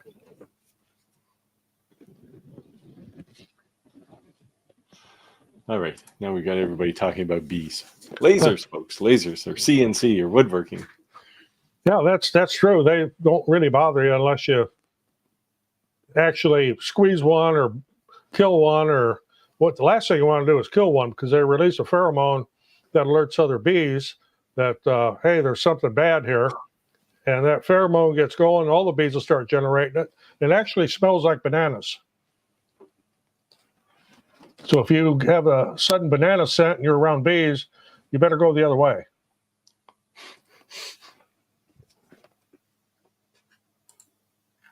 I would go the other way for the smell of bananas anyway.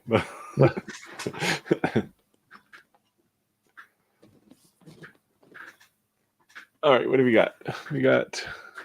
Well, technically we have half an hour. We can cut early, but now's the chance. Ask some questions if you got them. I'm gonna try and bring some projects to this thing now. I gotta remember. Wednesdays are always just so chaotic for me. Yeah, well, Yeah. There we go. I got a whole collection. I just felt like being on the beach today. I have a whole collection of these shirts, and we spend a lot of time in Mexico during the wintertime. And these are not very expensive when you buy them down there. Now, here's an interesting question. I think this depends on your use case. If you're engraving like knife blades constantly, then you're going to use the IR most of the time. But for the most part, I don't know, it's probably maybe in a typical shop, maybe 10% or 15% IR, I'd say. But I don't know what a typical shop is. If you're in the knife business, you're going to use an IR laser a lot. The only thing I really used my IR for was to put my name on some tools. Yep. And just mostly just to play with it, because I don't really have a good application for it otherwise. And know when to steal your tools. Yeah.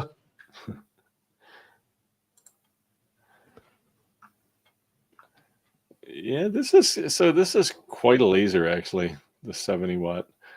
I have the 60 watt Creality Falcon 2 coming too, and it's Creality's answer to this one.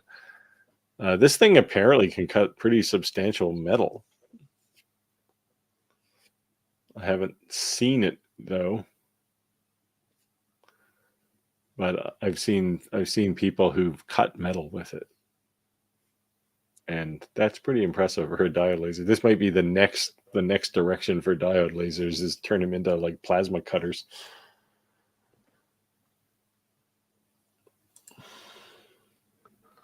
I did not have good luck with a diode laser on epoxy. Yeah, It kind of like just melted it. Yeah, you have to be careful. I actually did if you look in my YouTube shorts, I did a thing where I engraved on a piece of epoxy, and it came out okay, but you then have to fill it because the laser's not going to darken it in any way. It's just going to blow material out and be the same color as it was when you started. So there you have to, again, I used acrylic paint to fill it in.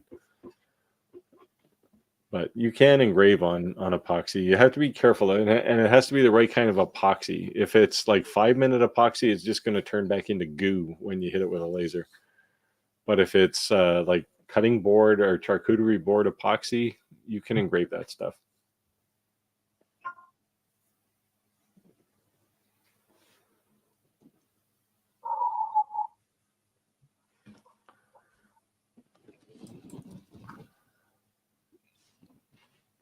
So I guess the question is, what new Creality, or what new we create?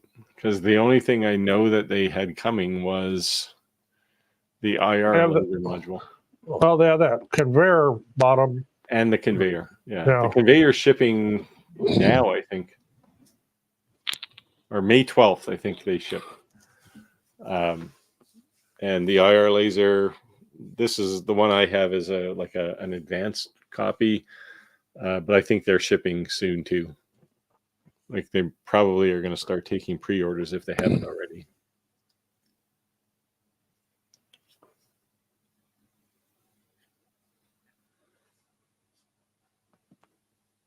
Look, backing up there about Atom Stack and their 20-watt fiber. They haven't asked me about it. I do a lot of work with Atom Stack lasers. Yeah, I haven't. We'll bring up that question. Yeah, I haven't talked to them a lot, actually. They keep reaching out, and it's just, I just don't have time. I want to do more project work and less review work. But they haven't approached me with that one either. I don't even know how they would do a fiber add-on to a diode laser. It's probably just a standard IR module, although it says 20 watt.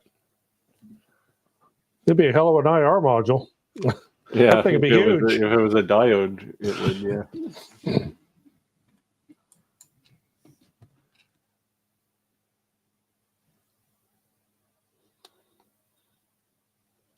Yeah, I've seen somebody else mention this too about setting the DTR signals. This is a serial handshaking signal on the USB.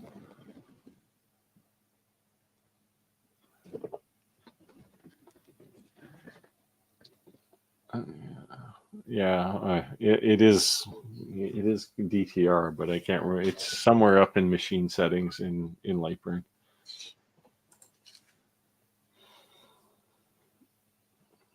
I guess it depends on what you want to do. Now, if you're going to want to engrave on metal, you want the IR, but otherwise, if you're just doing wood and acrylic and that kind of stuff, yeah, no advantage there. Even black acrylic, you might as well just use the diode laser. You might get a little better result with an IR module, but I don't know. It's really think metal when you're talking about IR lasers.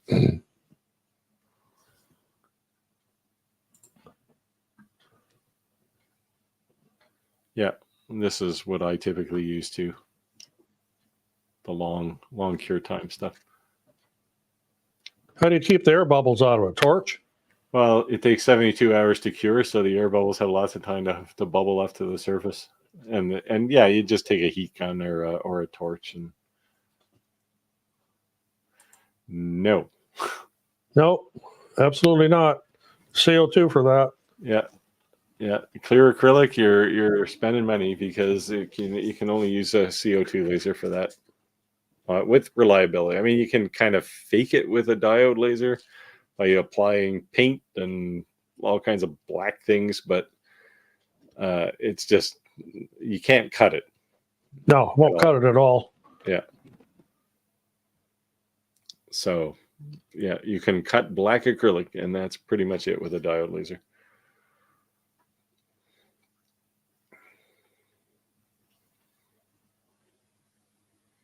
And really, yeah, if you want, there's lots of CO2 lasers out there. Some vary from, a few $100 to, they tend to be smaller workspaces up to thousands.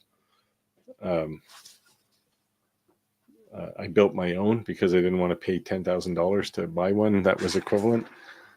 But if I was buying one today, I'd probably buy the X-Tool P2. Just because it's so easy to use relative to other things.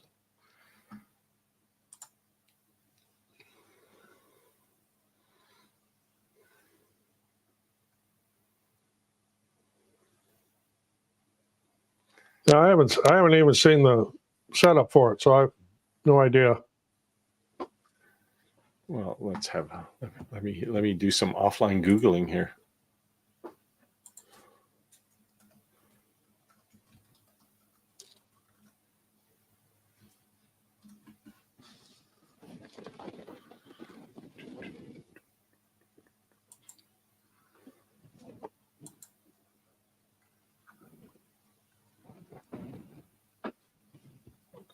Oh, is it the M4? Must be the M4.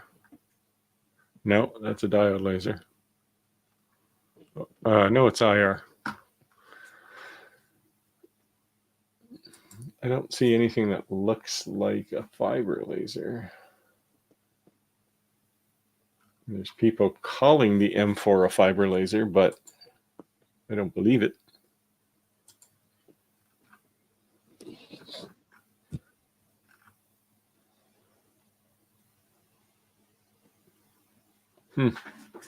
Gonna have to have a look. Maybe they do have a fiber laser now.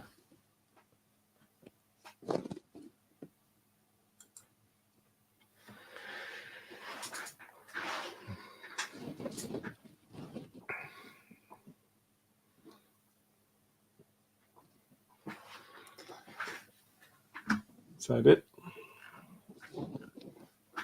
Yeah, it's got to be this M4.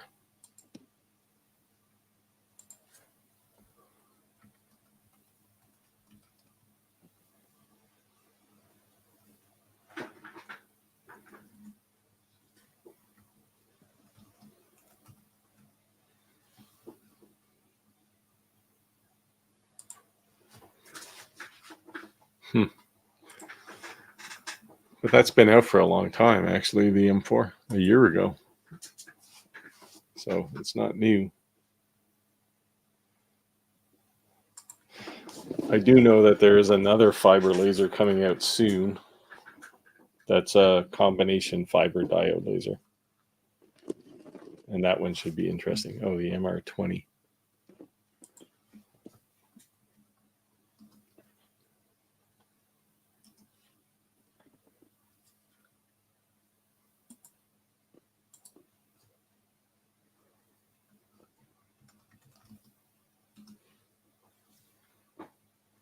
Yeah, that's a fiber laser.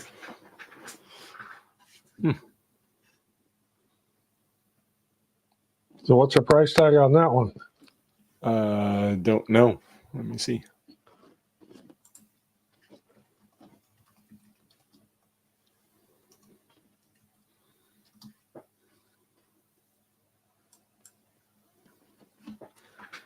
Well, these are Canadian prices. So it's like, well, here I can go to Adam Stack site directly. I think.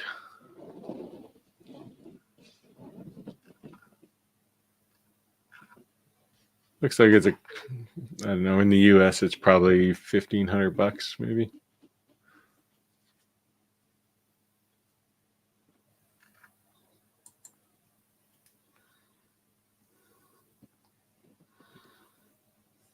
It's 1,400 euros in Europe,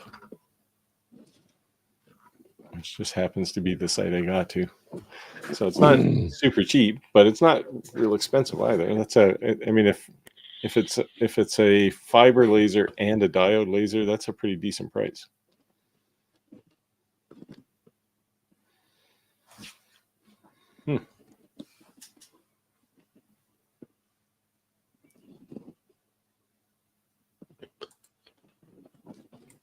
There you go. Don't sell yourself out. It's not worth it. Yes, there is the temptation to have new toys, but the problem is they flood you with stuff and everything they want you to review. They want you to review it and have a video done yesterday. So it's a double-edged sword.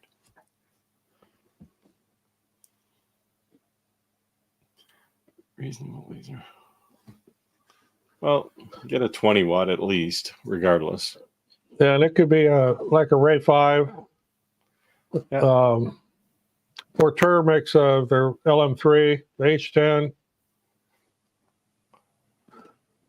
Yeah, the Ray 5 is actually a great laser to start with. It's open frame, so you're going to want to build an enclosure, and they're I won't say dirt cheap, but they're much cheaper than most lasers. And they're reliable because I have one and I've used the hell out of it. And it just keeps right on trucking along. So what do you think about an X-Tool D1 Pro? I keep seeing them in my local marketplace. I've got 2 of those actually. One I put the extension kit on, and the other one's still the stock size. Yeah, mine has the extensions. Mine's a 40 watt though. 1200 sound good? Well, like a used one.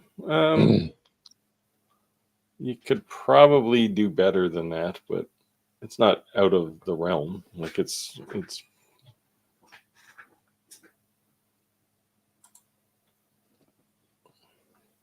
Yeah, I like the Sculpfun S30.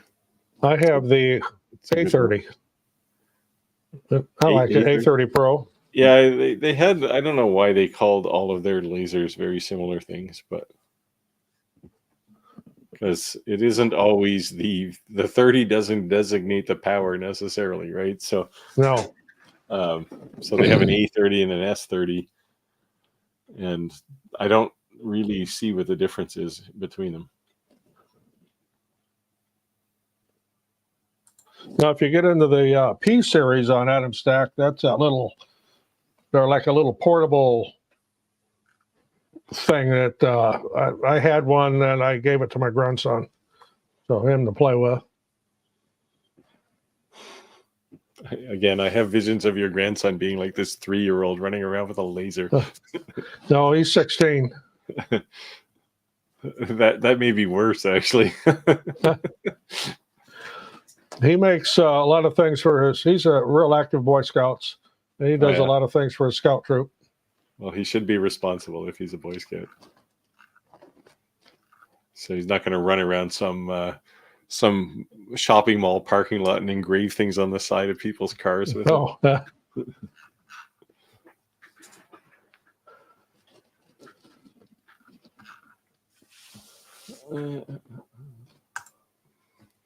no, there's a whole bunch of them right behind me here. Yeah, Roger's the collector of Ender 3s. Yeah, I've got they're right behind me. There's 4 of them behind me, and 3 more in another room up here. So yeah, they're all quiet tonight because it makes too much noise in the background. But Yeah, you don't want us to scold you.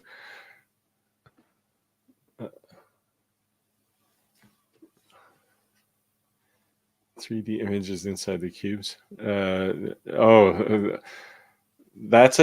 think those are UV lasers. They're outrageously expensive. So you have to have a good business model if you're going to get one of those.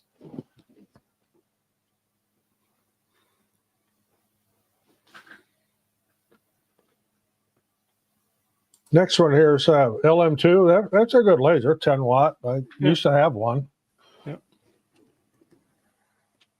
Yeah, I had one of those. It's getting pretty dated though. That one's been around for a few years. That's back when you had to invent your own air assist. Yeah.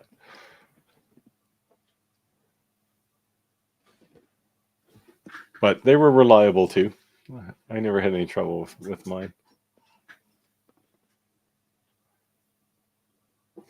The Ortur made some kind of not so good lasers though too. They made the a Pharaoh. That was not a great laser. No, I was not fond of that either. That got passed along to another relative. Yeah, the P20. So got one of those. Yeah, I had one of these. I moved it out of in IBM business terms. We used to say move things out of the business. I moved it out of the business. Yeah, they're great lasers. The company maybe not as good as some, but the lasers are definitely solid. And it can do it can do offset fill quite nicely.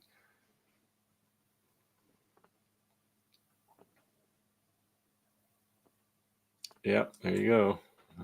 They're all aquarium pumps, really. Yeah, actually, Paw Fly makes a real good one for that. That's what I started out with. Now a lot of mine are use a shop air. Breathing pump.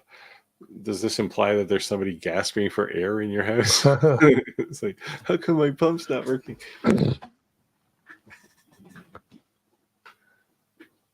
Yeah, basically anything that moves air. You can put an air flow regulator on a compressor and use a compressor.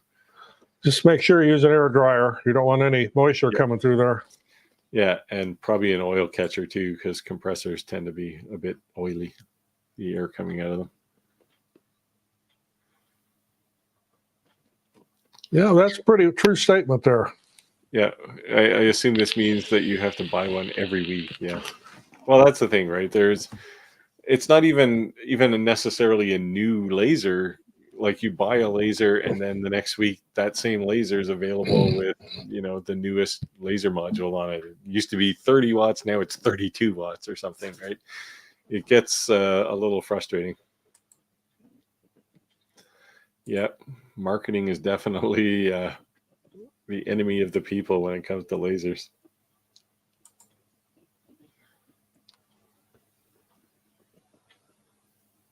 Yeah, there you go. There's all devices in one line right there, except for Eric. I'm sure he's a good guy, but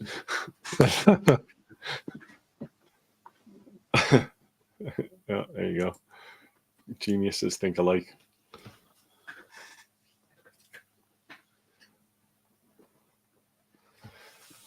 Well, should we wind down? We technically have 7 minutes, so if there's any last minute questions, we can answer, or we can shut down a couple minutes early.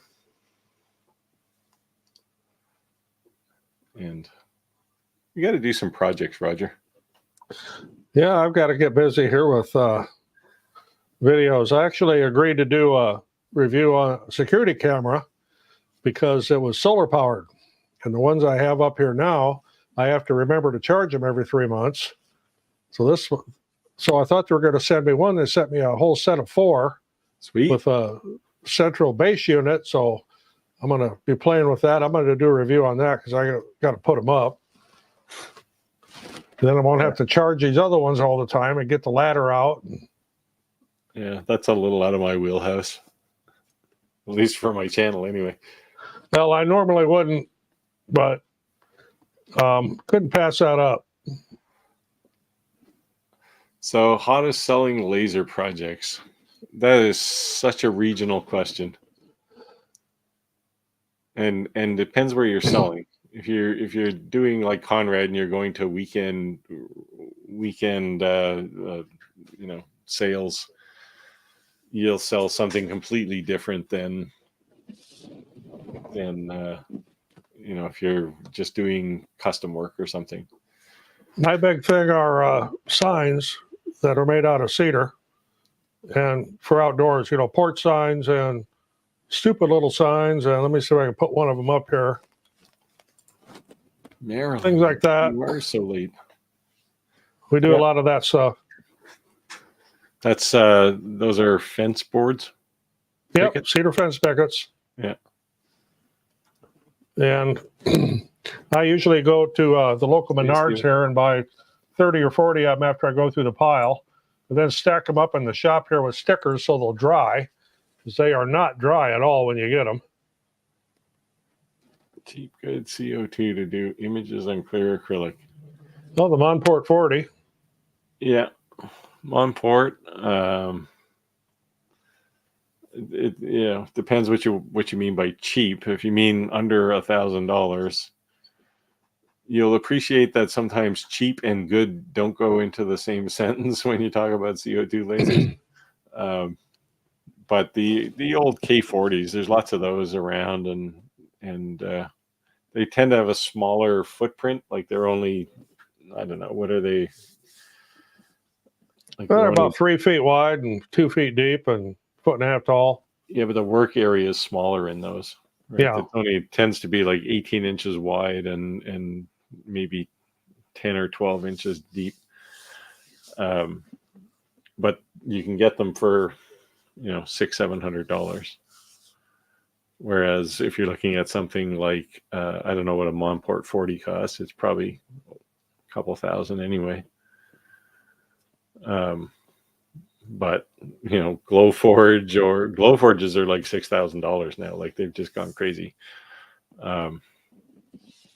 And the X-Tool P2 is $4,500. So yeah, you're in a bit of a different price bracket when you're buying CO2 lasers. Oh, there you go, 8x12. Yeah, I just remember them being pretty small.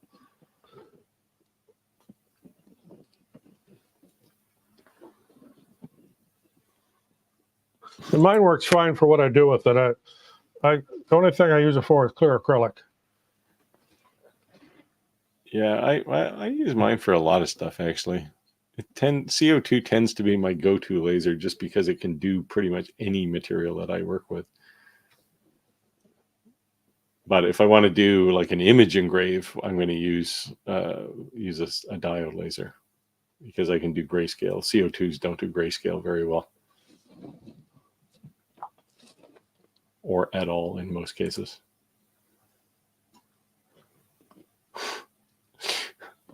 Yeah. It'll still be shaky as hell though, so you won't be able to see the moon.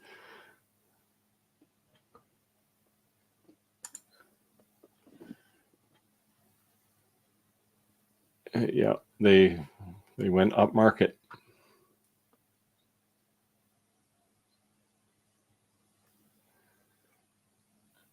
Yeah, can you even put a rotary? I don't think you can put a rotary on a Glowforge. At least they don't offer one.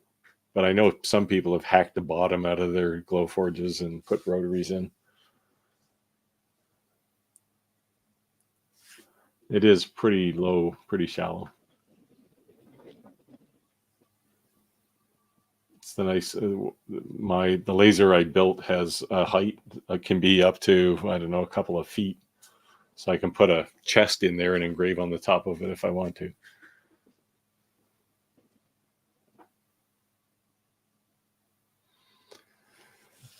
All right. Should we wind down, gentlemen? And any parting thoughts, Roger? Oh, it's dark out. That's about it. But it's not snowing. No, it's not snowing. It's 56 degrees, which is not bad. Yeah, it's not quite that warm here, but supposed to get a frost tonight, but that's that time of year. Yeah, here's. Yeah, I've watched a few videos on Making with Marilyn's channel too. She knows things I certainly don't know. Southeast Missouri. MO is Missouri, right? Yep. Goes to show you how much I know. All right, let's wind her down then. And hopefully we can get Rick back next week if he's not working. And Okay, everybody out there, thanks for watching, and I'll see you next Wednesday.